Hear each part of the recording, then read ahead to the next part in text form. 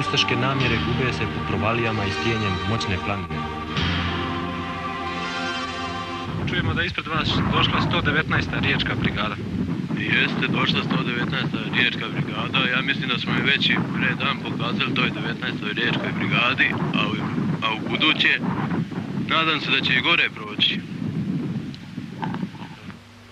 Ovdje na Velebitu, u kamenoj pustinji, gdje caruju orlovi i suro stijenje, srpski vojnici se pokazuju u svom pravom svijetu.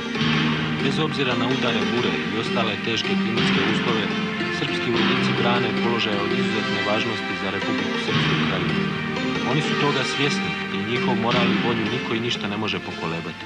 Malo hladno i to, ali inače držimo se dobro. Možete da kažem. A kad bude snijeg i mećava? A što se tiče toga, to moramo da izdržimo jer mi branimo svoju zemlju, svoju otadžbinu za koju se borimo. Ono što je naše, mi nećemo dozvoliti nikome da bude nečije drugo od ostalih koji zamišljaju već tako.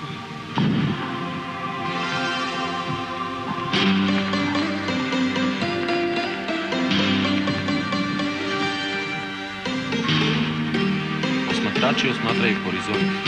Odavde se vide svi ustaški položaji i Maslenica i Lovanjska koje od velike tmine koja vlada u podnožju kamera ne uspijeva jasno prikazati.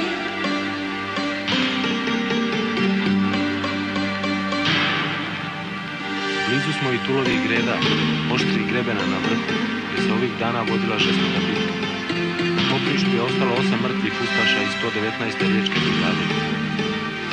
Naši borci kažu to im je samo za početak, ali ko zna, možda se ustaše predomisle i vrate se u svoju rijeku. To bi im bilo i najpametnije, jer bolje im je da se bore za nezavisnu Istru, nego da im kosti trunu na vrhovima srpskih planina. Ovdje, kada je bilo strašno hladno, topli čaj i hrana bili su najbolji eliksir. Vojnici su nam pričali da su tih dana neke borce koji bi zaspali uz hladnu stijenu jednostavno morali trgati od stijene, jer su se zamrzavali.